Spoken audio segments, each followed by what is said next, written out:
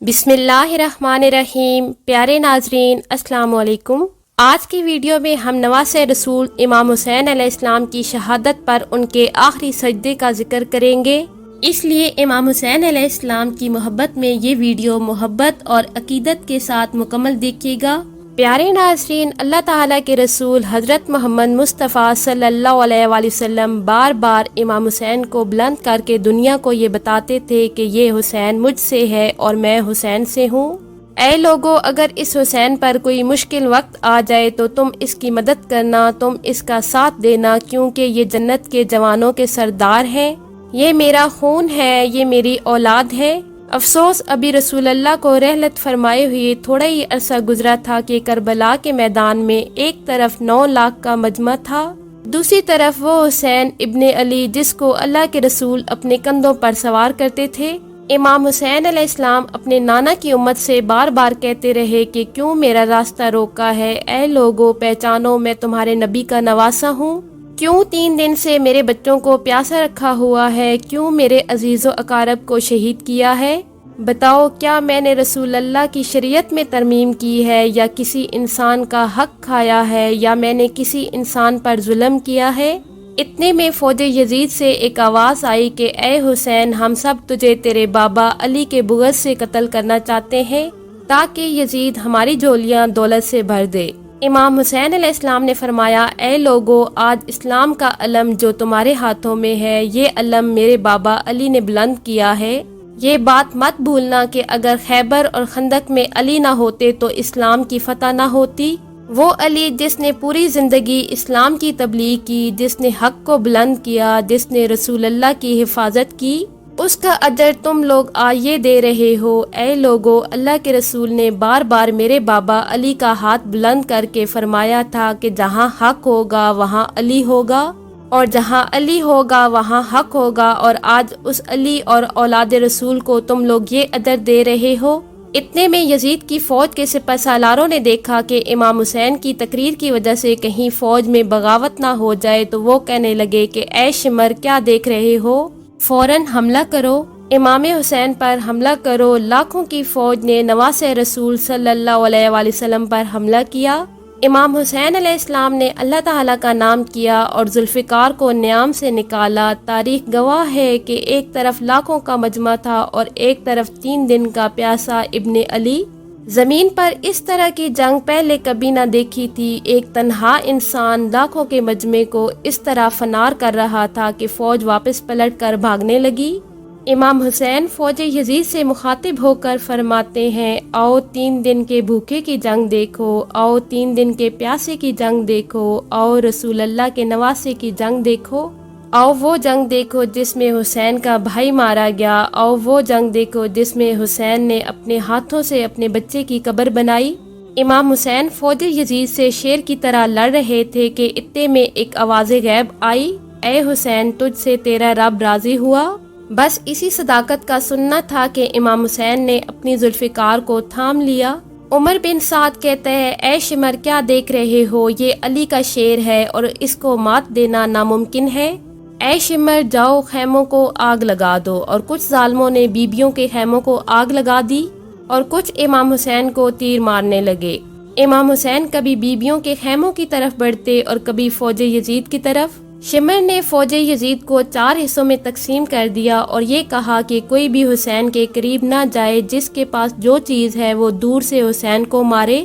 جس کے پاس نیزہ تھا اس نے نیزہ مارا، جس کے پاس تیر تھا اس نے تیر مارا، اور جس کے پاس برچیاں تھیں اس نے برچیاں ماری۔ تاریخ نے لکھا کہ جس کے پاس مارنے کے لیے کچھ نہ تھا اس نے کربلا کی گرم مٹی اٹھا کر حسین کی طرف پھینکی۔ امام حسین کے جسم مبارک پر ہزاروں تیر لگتے رہے اور آپ کے جسم پر اتنے تیر لگے کہ جسم مبارک نظر نہ آ رہا تھا۔ جیسے ہی نواسۂ رسول گھوڑے سے نیچے گرے تو فوج یزید نے جھومنا شروع کر دیا۔ اتنے میں وہ گھوڑا جس پر آپ سواری کیا کرتے تھے وہ امام حسین کے چاروں طرف گھومنا شروع کر دیتا ہے تاکہ اپنے آقا کو تیروں سے بچا سکے۔ عمر بن سعد کہنے لگا کہ اے لوگوں، میں نے اپنی آنکھوں سے دیکھا ہے کہ اللہ کے رسول اس پر سواری کیا کرتے تھے، دیکھنا کہ کہیں تیر اس گھوڑے کو نہ لگ جائے۔ اور یوں ان لوگوں نے تیر چلانا بند کیا۔ افسوس کہ ان لوگوں کو گھوڑے کا احترام تو معلوم تھا جس پر رسول اللہ سواری کیا کرتے تھے، لیکن اس حسین کا احترام بھول چکے تھے جن کو رسول اللہ اپنے کندھوں پر سوار کر کے امت کو دکھایا کرتے تھے۔ تو امام حسین علیہ السلام زمین پر اپنا سر رکھ دیتے ہیں اور اللہ کا شکر ادا کرتے ہیں۔ وہاں یزید کے مختلف سپاہی امام حسین کا سر کاٹنے کے لیے باتیں کرتے ہیں۔ جو بھی حضرت امام حسین کے چہرے مبارک کی طرف دیکھتا تو امام حسین کے چہرے پر رسول اللہ کا چہرہ نظر آتا ہے، وہ چیخ کر وہاں سے چلا جاتا ہے۔ اور اتنے میں شمر کہنے لگا کہ یہ کام مجھ سے ہی ہونا ہے، اور جیسے ہی اس شمر نے خنجر نکالا اور اس نے خنجر امام حسین کے گلے میں رکھا تو اس نے دیکھا کہ امام حسین کے لب ہل رہے ہیں۔ اس نے سوچا کہ ہم نے امام حسین کا پورا خاندان قتل کر دیا ہے، 3 دن تک بچوں کو پیاسا رکھا ہے، شاید یہ ہمیں بد دعا دے رہے ہیں۔ جیسے ہی اس نے سننے کے لیے کان کو قریب کیا تو اس نے سنا کہ امام حسین علیہ السلام اللہ کی بارگاہ میں اللہ کی نعمتوں کا شکر ادا کر رہے ہیں اور کہہ رہے ہیں کہ یا اللہ تیرا شکر ہے، تو نے اس عظیم امتحان کے لیے مجھے چنا اور حسین اس میں کامیاب ہوا۔ امام حسین نے آنکھیں کھولیں اور شمر سے کہا کہ اے شمر، کیا تو نہیں جانتا کہ میں رسول اللہ کا نواسا ہوں، جنت کا سردار ہوں، میں حق پر کھڑا ہوں اور بے جرم ہوں؟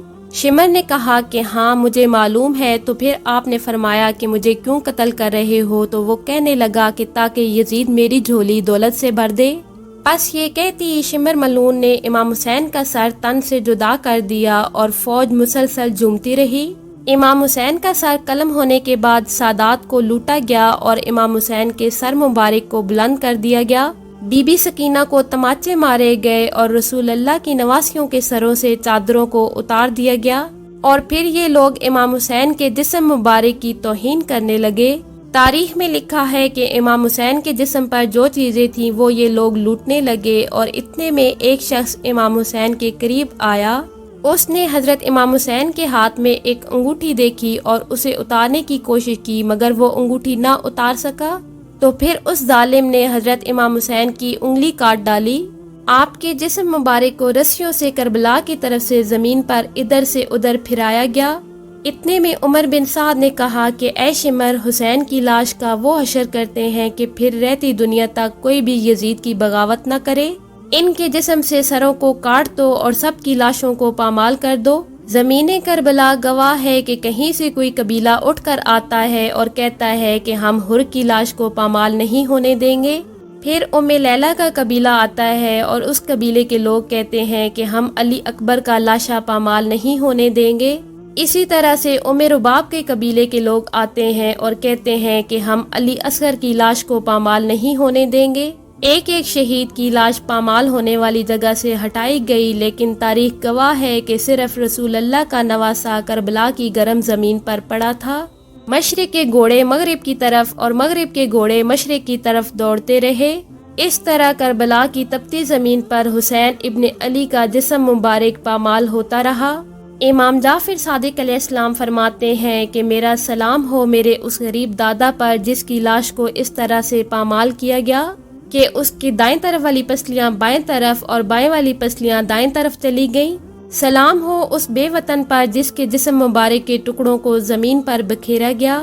پیارے ناظرین، اس طرح رسول اللہ کے نواسے حسین ابن علی نے اپنی جان کی قربانی دے کر اپنے نانا کے دین کو بچایا۔ ویڈیو کے آخر میں دعا ہے کہ اللہ تعالی ہمیں دین محمدی پر چلنے کی توفیق عطا فرمائے اور اہل بیت کی محبت میں جینا مرنا نصیب فرمائے، آمین یا رب العالمین۔ پیارے ناظرین، کمنٹ سیکشن میں آمین ضرور ٹائپ کیجیے گا۔